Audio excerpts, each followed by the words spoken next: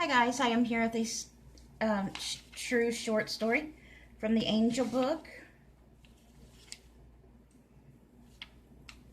Here's a picture that goes, a pretty picture that they put along with the story. This one is called An Easter Awakening by Dolores Bates. A mother asks, what in life is more realistic than faith? This one's a little bit longer than the ones we've been reading. This is probably the last story I'll read tonight because I have some letters to write before I go to bed. I leaned over the hospital bed in which my 18-year-old son Art lay in a comatose state that seemed like death. Tubes fed him through the nose. A machine breathed for him, breaking the stillness of the room with the mechanical gasps. I moved my lips close to Art's ear and whispered, "Honey, I had a dream last night. So beautiful it seemed real. Two magnificent angels stood by your bed. It means you'll be healed. I know it. Did you hear me? Can the soul hear when the body is asleep?" Art didn't move, didn't acknowledge my words. If only he would open his eyes. Just that, Lord. Before the accident 2 nights earlier, this limp form had been a strapping high school senior, the star captain of his football team, and the finest son a mother could ever want. Proud of the body God had given him, Art didn't drink or smoke. He held strong values and went to church regularly. His dream was to play professional football and set a good example for other young people. But now doctors held out little hope that he would walk or talk or do anything productive again. But they don't know. They don't always know. It was as if Art had gone on and left his broken body behind. Could that be true? On the evening of January 1st, 1989, Art had attended a dance with some friends. When his father and I went to bed that night, a cold rain beat at the windows. I'm usually a sound sleeper, but at 1 a.m. I awoke with a start and shook my husband Arthur. I said, my heart racing, "I'm afraid something terrible has happened to our boy." Before I could get back to sleep, a call came from St. Vincent's Hospital. Art had been driving with friends home when a pickup truck turned into the side of his car, slamming it into a tree. One of Art's passengers died. The others weren't badly hurt, but Art lay close to death in the emergency room. I'll never forget the dread and sense of helplessness as my boy fought for life. Arthur and I raced in our car to St. Vincent's. Along with some friends and family members we had alerted. We prayed while doctors frantically worked on Art. The news from the operating room was grim. Art's windpipe and chest were nearly crushed. Most worrisome was the injury to his brain. All that saved him so far, one doctor told us, is his strong athlete's body. But the area around his brainstem is so severely damaged, he might never regain consciousness. At about 5 a.m., Dr. Frank A. Redmond finally came to us and said Art's condition was stabilized and he would be moved into the intensive care unit. Dr. Redmond revealed that on the least one occasion that night, Art had been clinically dead, but they were able to revive him. "I did a lot of praying," he admitted. Wow. "Something kept your boy alive." Someone. Eventually, they let us go to Art in the ICU. To see him so still, the breathing tube in his trachea, his closed and swollen eyes, was devastating. I collapsed into my husband's arms and sobbed. "We can't give up," he whispered. "We have to keep praying for a miracle." I wiped my eyes and turned back to Art. Would his eyes ever open again? His lips speak or his arms move voluntarily? Would he ever throw those muscled arms around my waist, kiss me and say, "Ma, I sure do love ya"? The doctors didn't think so.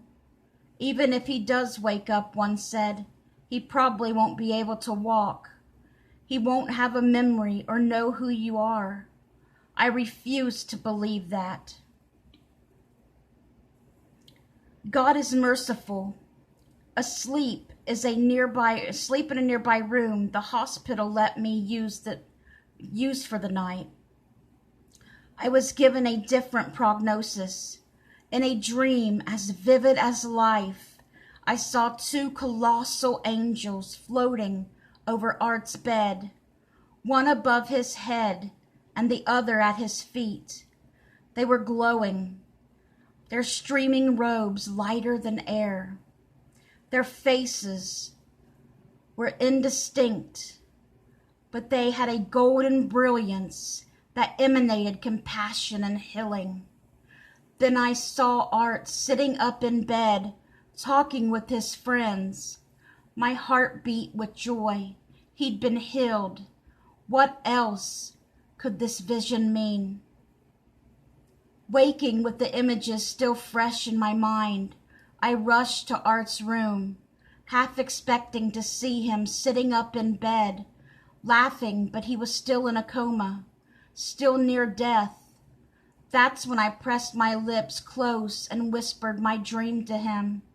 From then on, I carried the picture of those two heavenly beauties in my mind's eye, and every day I reminded Art about them.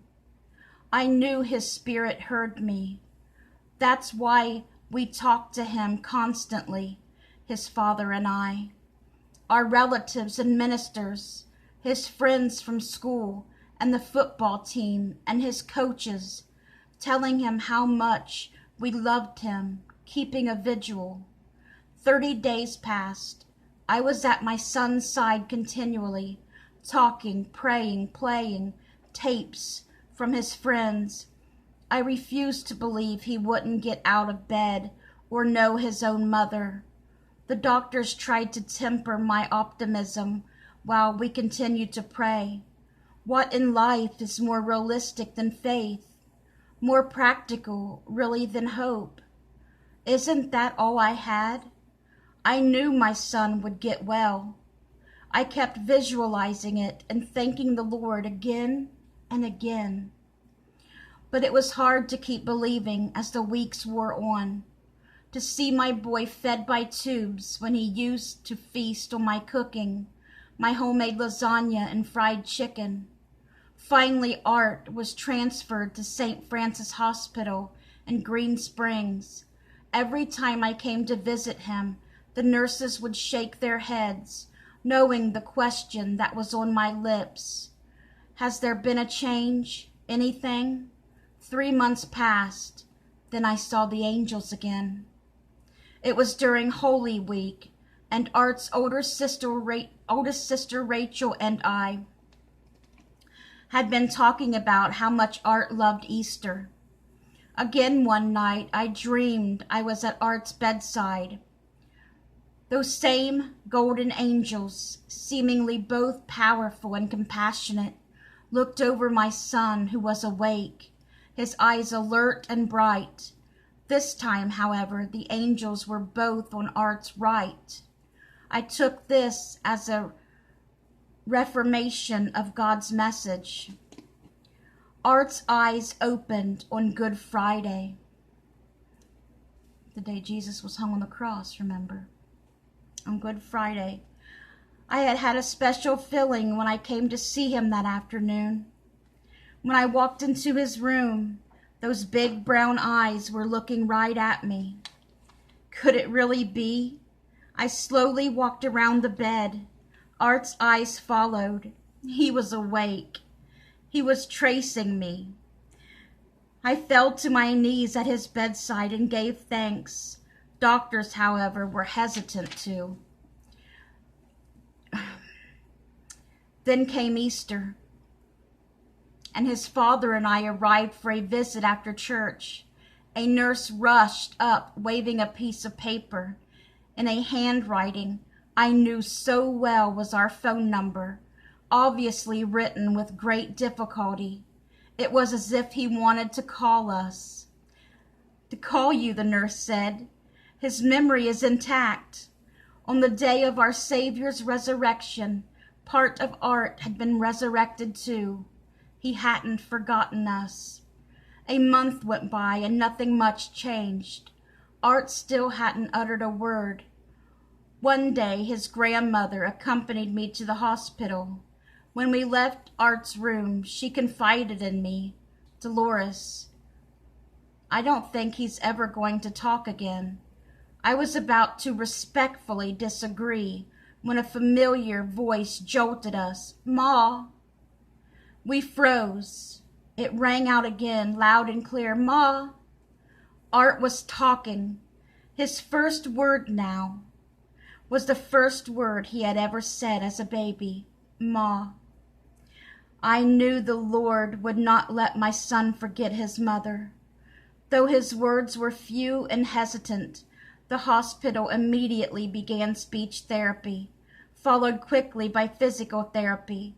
His progress was slow, initially, until a therapist used a little psychology and a mirror. The athlete in Art was proud of the body he had taken care of so well. When the therapist showed him how his physique had changed during the coma, Art strove tirelessly to regain his old physical form. Finally, Art was able to tell us what he recalled about the night of the accident. "I remember being on the operating table," he said. "I saw the doctors working. 3 times I tried to leave my body, and 3 times the Holy Spirit made me go back because my family was praying and God would heal me." Art has had a long road back, and whenever his struggle is wearing him down, I remind him of the angels I saw in my dream. That seems to pick him up. His speech was slow for a long time, but now he speaks almost as well as he did before the accident. He walks with a cane, but leans on it less and less. This June he'll graduate from the University of Toledo with a marketing degree.